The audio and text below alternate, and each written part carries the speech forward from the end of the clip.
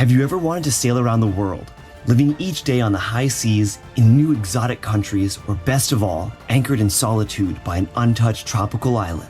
You're super excited and want to go, but you don't really know how or where to start. Well, in this video, I'm going to break down the 10 steps necessary to start your dream of sailing around the world, as well as a few bonus sailing life hacks, so stay tuned to the very end.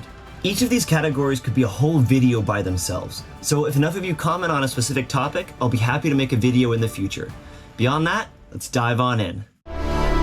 For the past decade, I've been solo traveling around the world, facing all of life's adventures head on, locking horns and creating harmony with nature, and disrupting the mold to help others experience life in its richest, rawest form.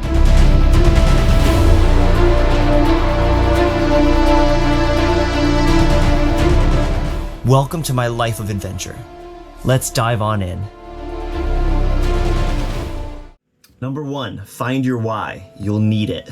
The reason I put this as number 1 is because things are gonna get tough on the boat. Things are gonna break. In fact, things are always gonna be broken at all times. I can't think of any time I've owned my boat, even after 7 months in a boatyard, that everything just worked. It didn't. You need to have a strong why that's gonna anchor you to your cause to keep you sailing. My why takes me all the way back to why I first started sailing in the first place. I was up in Alaska, spearfishing by myself with a kayak, paddling every day, countless miles, in a wetsuit, freezing my butt off, and I knew there just had to be a better way. So I eventually decided it had to be a sailboat. It'd be my home, it would carry me, I'd be able to cook on it, be able to keep my fish safe on there, and I'd be able to explore far further than I could with a kayak. For me, that why still keeps me going, but I've also added on a few other things that I love as well. Kiteboarding has since then become a huge passion of mine, and being able to take my home to places I can kiteboard and then even come right onto the boat is amazing. There's many reasons other people have chosen. A life of adventure, supreme independence, getting away from other people and the nonsense and noise of society, or my personal favorite, you're just waiting for the zombie apocalypse and you know this is the best plan. No matter what it is, find your why. Okay, now that you have your why, what is your specific goal? And keep in mind, this will probably change a little bit once you start sailing. Where and how do you want to sail? Do you want to go to the tropics? Do you want to go to cold weather places? Do you want to be in a familiar country of your own? Or do you want to go to a foreign country you've never been before? Do you plan to be off-grid or at a marina? Do you want to cruise for 1 or 2 months straight and then take the rest of the year off? Or do you want to cruise 24/7, 365 and really go for it? Do you prefer to do fast, long sails covering great distances? Or would you rather go island to island and get to enjoy the little steps along the way? Do you want to go alone, with friends, or maybe you have a life partner? Couples do seem to be the most common dynamic on boats that I've seen anywhere I've been. For me, my own goals have shifted a bit. I want to keep sailing and I want to keep exploring, but I've also realized for me personally that sailing 24/7, 365 prevents me from exploring further inland where there is a lot more adventure going on. So as I've cruised, I've realized that things do change a bit, as well as picking up other things like kiteboarding, slacklining, subwinging. Now my goals are a little bit different than they've ever been. I don't plan on sailing full time. I plan on sailing hard for 6 months and then taking a break for 6 months and coming back to it with a renewed perspective.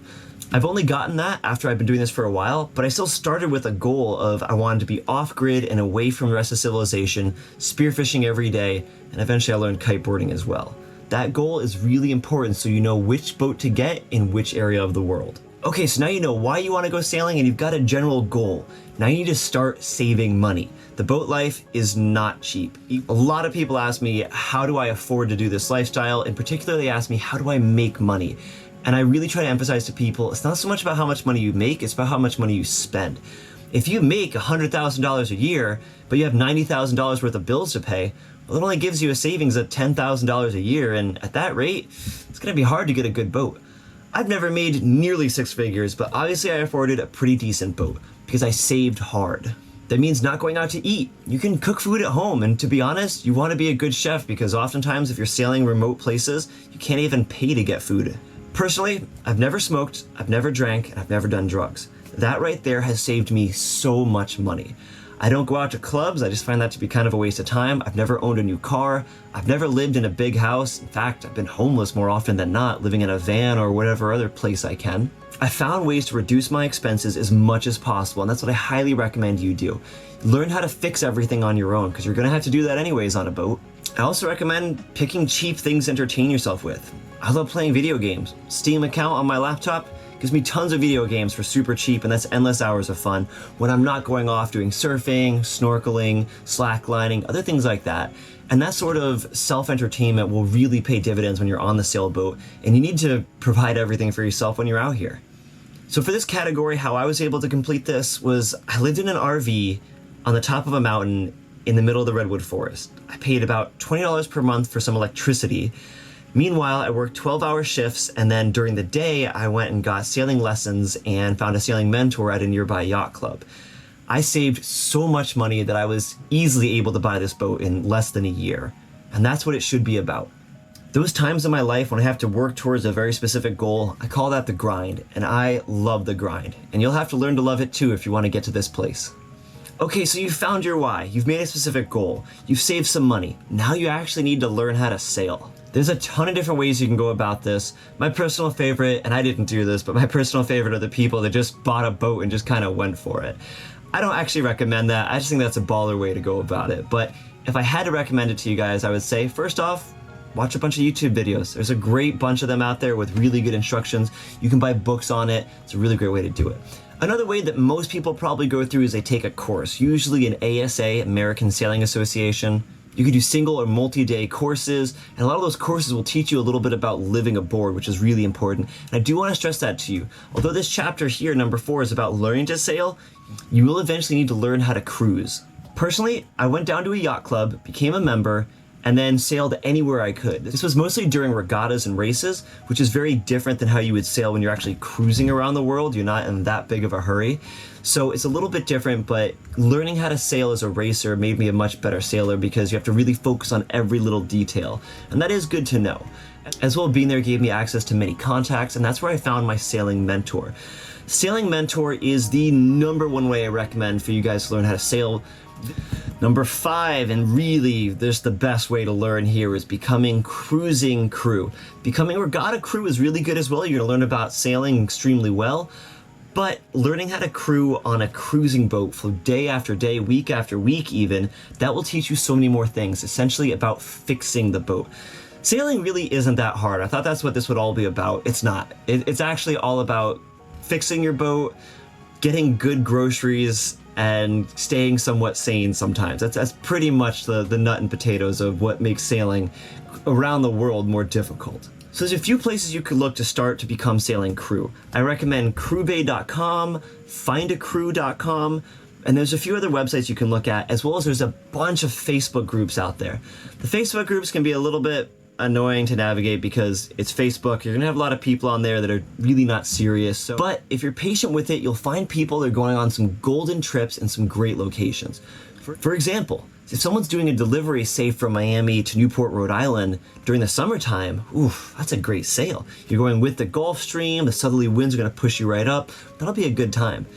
Say somebody's offering to go from Newport, Rhode Island to Miami, Florida in the wintertime, that's not as nice of a sail. So pick and choose who you can go with, but I really recommend, more than focusing on where you're going with the boat, the type of boat that it is, and really most important is, what is the captain like? Are they humble? Are they gonna take the time to explain things to you? Are they gonna teach you things? Are they gonna be someone who's fun to be around? I really recommend you watch out for a captain who likes to drink, a captain who likes to party a little bit too much. It can be a lot of fun, it can be a lot of good times, but I've heard a lot of horror stories that start out that way because substance abuse, normally in life, you can just walk away from the person. On a boat, you don't have that option, and that can get extremely dangerous, so do be careful. But once you get into the cruiser community, it is a super tight-knit one, and once you know one sailor, you really can know many. I also would recommend that if you come to places that are known for cruising, like Georgetown in the Bahamas, or right now I'm anchored off of Martinique in La Marenne, if you were to come here, you could find so many cruisers so quickly, and if you put the word out that you want to crew and you want to learn, I think you'd find a lot of people very open to helping you. Otherwise, I recommend taking those tough deliveries I just talked about because that's how I got started and that's how you earn your stripes. Number 6, finding a sailing mentor is so important. It's kind of on here twice. It's really what gave me all the knowledge because there's always going to be some piece that you're going to be missing. Learning, for instance, that 5200 is a permanent solution and a permanent problem in the future is really good to know. And And there's no amount of sailing YouTube channels or sailing books that you can read. They're going to tell you these little things that a mentor can. Somebody who's been on the ocean and who's done it for a while. Now, really what I want to focus on here is how to get a mentor and cultivate that relationship. I found mine at a sailing yacht club during some regattas, but you could also find one if you were crewing for someone, or also if you really want to develop a good relationship, go to a working boat yard. Yep, a boat yard. Go there, find someone who looks like they have a boat that's really been out there, really going far, strike up a conversation with them, tell them flat out, hey, I'm looking for a mentor. Would you let me help you with your boat, learn some of the projects, and when you splash, go sailing? There's so many avenues that you could take on this, and it really doesn't cost you anything. You can take the courses, you can take an ASA course or other ones, and those will be great, but those will cost you thousands of dollars. I've been able to do everything I've been able to do because I didn't spend money for it. I didn't go to any professional course. Same thing with kiteboarding. I didn't learn kiteboarding through an instructor, pretty much just put the kite up and got yanked. And for sailing, it was really no different. I went out there, I sailed where I could, I got yelled at for not doing the right thing. Eventually I learned the right thing, and now I'm out here sailing. So don't be afraid to make mistakes, but find someone who can help you. Number 7, which boat is best for you? All right, now we're getting into the good stuff here. So you can break it down this way. Effectively, I see there as being 4 options. Number 1 is a motorboat, a big motorboat. It's technically cruising if you do that. However, the fuel cost will be pretty substantial if you plan on doing any large distances. However, if you are not planning on doing significant distances, a motor yacht might not be a bad idea for you. There's plenty of them out there that are just kind of big, ugly things that don't go super fast, but you know what, you could live on those. I've cruised with other people in the Bahamas that were on motor yachts, and honestly, they said they didn't spend that much money because they weren't trying to go around the world or anything. Beyond that, let's look at some sailboats. You have monohulls, catamarans, and trimarans. 1-hull, 2-hull, and 3-hull, basically. I'll break it down like this. Monohulls really are the cheapest. They're probably gonna have the least problems because they're just one long hull instead of multi-hulls that can kind of, I don't wanna say break apart, but they do flex and try to get apart on each other. Catamarans and trimarans are both great options as well. Catamarans are extremely popular, but they are not cheap. They are the most expensive, and to be honest with you, I would say probably half the boats I see out here are catamarans. Reason for that, I believe, is this. They're super stable. I'll be honest, I wish I had a catamaran. I just don't have the money for one. My sailboat cost me $23,000 and it was good to go, and I went far on that. You will not get a catamaran of any, my sailboat's 37 feet. You won't get a catamaran, 37 feet that can actually go for less than, I don't know, $230,000? Like, good luck. And then you look at some of the Fontaine Pajots, some of the Leopards, some of the Lagoons, looking at $500,000. Now they're great, you have a lot of space on there, and really it's the stability. That stability means you're gonna be super comfortable at anchor, and usually, but not always, more comfortable out in the ocean. Last but not least, trimaran. Trimarans usually can go the fastest, but it's not like a huge deal. I would say I see a trimaran once every month or two. They're not very common. Unless you really just want some speed, you'll notice also that there's not many of them for sale. So back to it, monohull and catamaran. I personally obviously recommend a monohull. It's gonna be a simpler boat. The rigging's gonna be simpler. It's easier to find parts for it. Things are gonna be much cheaper for it. They can take a pound and they can take a beating. They're very, very easy to single hand. They're gonna back up to a dock like a pig. However, a catamaran has 2 engines so it can swivel on them. See what I'm getting at? There's all these pros and cons, and you need to figure out what works best for you. The last thing I will say is price. A catamaran initial cost is somewhere around, I don't know, 7 to 10 times that.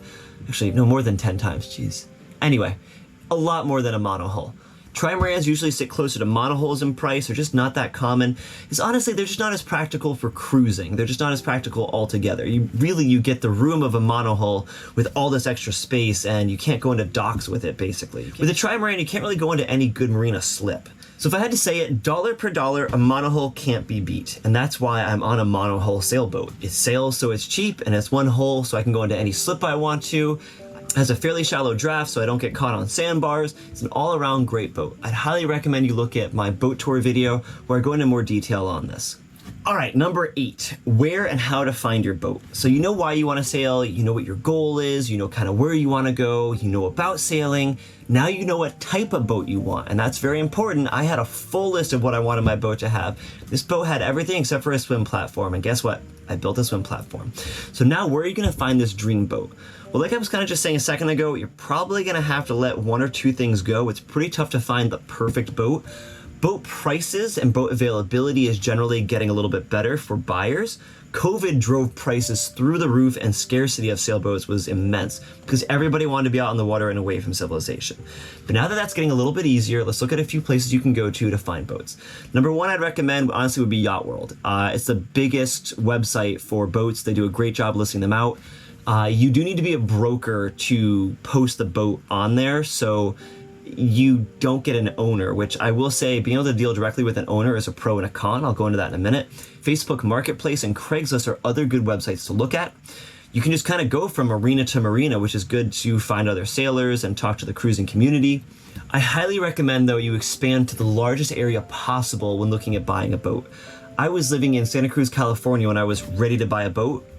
I pretty much didn't bother with the whole west coast of the United States. I went over to the east coast of the US. There's got to be 10 times the amount of boats and more than 10 times the amount of places that you can put a boat at. And thanks mostly to the Atlantic Intercoastal Waterway that lays almost entirely along the east coast of the US and gives you unlimited places to anchor pretty much. If you do get a sailboat and you get one on the east coast, you're going to learn about it quick. And again, I'll say, check out some of the sailing Facebook groups. There's some there for cruising, for crewing, and also for boats for sale. It's a great resource. Just check out Facebook and search through there.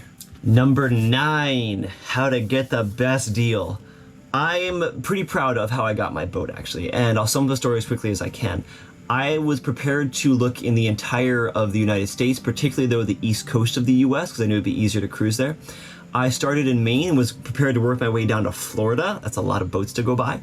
I started a bit late though, to be that far north, but that ended up being an upside to me. It ended up actually being the first boat that I saw. This boat that I'm on right now, Adventureborne, was actually at a boat yard and had been there for 2 years, 2 or 3.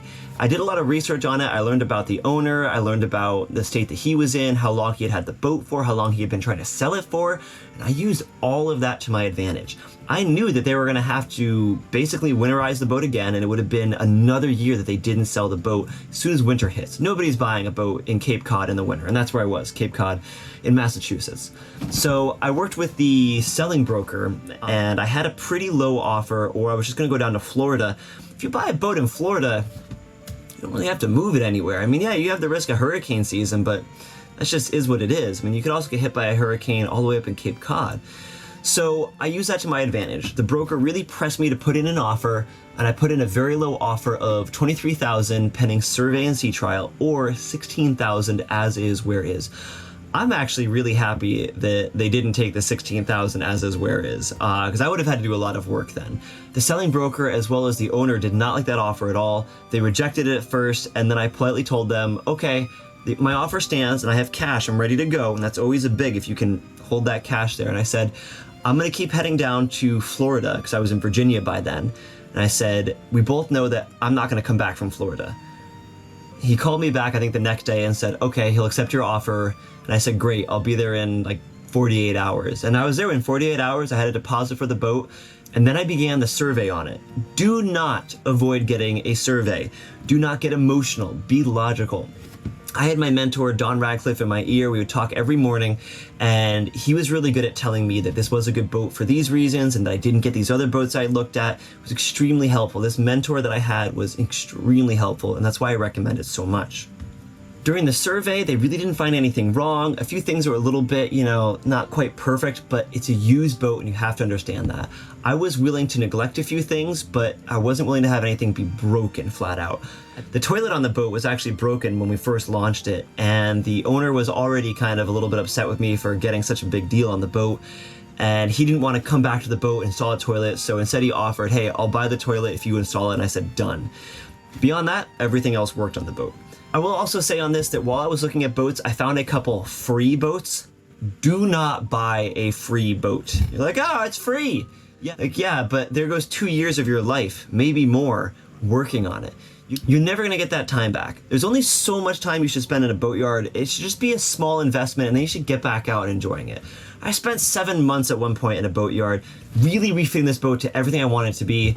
I took a lot of breaks during that time for kiteboarding, but it still was absolute hell and misery. I don't recommend it. So for how to get the best deal, I would sum it up by saying this. Be willing to look all over, including other countries. Be willing to work with them, as in know exactly what you want and know when you need to walk away. Knowing the market is highly important. I got the boat just before winter came. That was huge. And the last one I would say is cash talks, is saying like, hey, I'm ready right now, I can put a deposit down. People that are selling their boats, it's a nightmare. I dread the day that I have to actually do it. Hopefully having a YouTube channel will help me, but probably not.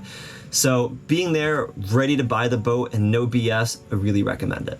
And number 10, go small, go simple, go now. That is a quote by Larry Parting, by the way, an absolutely brilliant sailing writer. And I love this quote so much because it encompasses exactly what I'm doing. So to break down those simple, brilliant words there, go simple. What does that mean? You don't need every bell and whistle on your boat. The reason why I spend so much time out on adventures and so little time fixing stuff is I don't have an electric windlass. I pull my anchor up by hand. I don't have an air conditioner. I adapt to the climate, or right now, while I'm recording this with my fan off, I sweat. You don't need all the bells and whistles. If you live life simpler, it's gonna be a simpler life, like kind of basic. Go small. Don't get the biggest boat you can possibly afford. Don't go with the biggest plan you can possibly do. Go with just what you need. I didn't need a 45-foot boat, but I was prepared to buy one. No, 37 foot, it's certainly not huge, but I added the swim platform, makes it a little bit more like 40, and it's everything that I need. I can sail the ocean, I can do everything that any other boat can do, and you know what? More often than not, I have the same view as somebody who spent $500,000 as me with my $250,000. And last but not least, go now. Don't delay. Things will never be perfect on your boat. Things have never been perfect on my boat. Heck, my engine right now is spilling out coolant through the exhaust. Every hour I have to put a hose to my engine to keep it running. I don't care because I'm out here living it and I love this life. My sailing mentor, Don Radcliffe, gave me some advice that I will forever keep relaying to any other potential sailor. Every boat is a compromise. If there was one type of boat out there that was the best type, we would see it. Now, catamarans have certainly grown in popularity, but there's still plenty of monohulls. And trimarans certainly have never been like the most common boat, but they'll always exist. Every boat has a specific use, specific function. Every boat has some pros and some cons. This boat honestly does every single thing I could hope it would do. I wish it was bigger just because it'd be cool to have more space, but I don't need it. So understand that the boat you're looking at might not be perfect, but no boat is. There actually is a definition though for the best boat. The best boat is the one that you actually use the most. The worst boat is the one that you use the least. Just sort of keep that in mind. And lastly, I want to say a boat is meant to be sailed. It's meant to be out sailing and cruising. It's not meant to be at a marina. It's certainly not meant to be at a boatyard. Spend as little time there as possible. Get out, go do little adventures. I do remember thinking back on it that after 7 months in a boatyard, or after multiple months I spent at a marina doing my first refit, I was nervous to go back out again. It's scary to look at the open ocean. I'd recommend watching the movie Captain Ron for some inspiration, or Waterworld, two of my favorites. You don't have to go far. I know that when I was very rusty, I would go anchor, just a couple 100 feet outside the marina, where it was technically an anchorage. And that for me was good, just to get used to being back out on anchor again. But the bottom line is, a boat rots when you keep it in the same place for too long and neglect it. It's meant to be out moving and grooving, everything, all the winches, all the sails, everything. Raise the sails up, tighten the winch in, scrub the bottom of your boat. Don't make it look like I've made mine sometimes, but get out there and be sailing. All right, thank you for making it to the end. Now let's get to some sailing life cheats. The first one I'm gonna say is maybe don't buy a boat at all. Maybe instead just go crew on other boats around the world. I have seriously pondered this while I've been going through boat problems on my own, thinking, why don't I just go sail other places? I'm not gonna do that because I have way too many cool hobbies on my boat and I don't wanna give it up. But if you just wanna go sailing, this is a really good option. Not only that, you could sail, 1 year just for a couple months in the Caribbean, work the rest of the year, have a normal life on land, and then the next year go sailing in the Pacific on someone else's boat.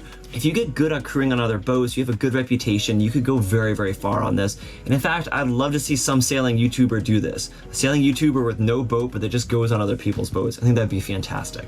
Another option to not buying a sailboat and going through all the shenanigans is marry somebody with a boat.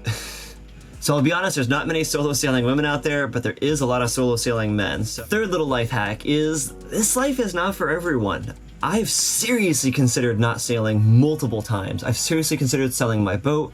In fact, on somewhat of a regular basis, because it can get kind of frustrating.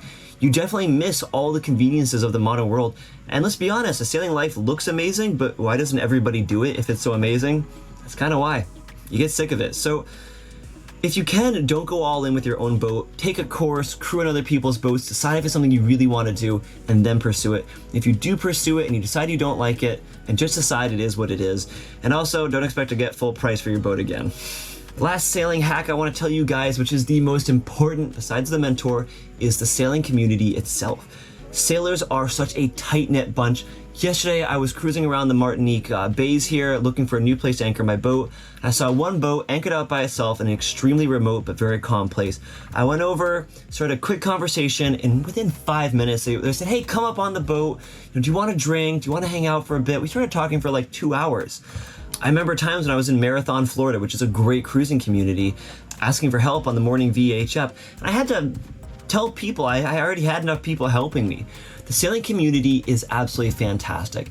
You can also connect with a lot of great sailors on Facebook, although I'll be honest, I think there's probably more nitpickers and annoying people on Facebook than actually helpful sailors, more keyboard warriors. But still, if you sort through them, you'll find some really great positive people there. I'll soon release a part 2 to this video that will break down how to continue sailing around the world, so stay tuned for that one. Thanks for joining me on this adventure. I hope you feel inspired to begin adventures of your own. Don't forget to like, comment, and subscribe. For an exclusive, in-depth look at this adventure lifestyle, and to further support my channel, become a member of my Patreon crew. Link in the description. I'll see you on the next adventure.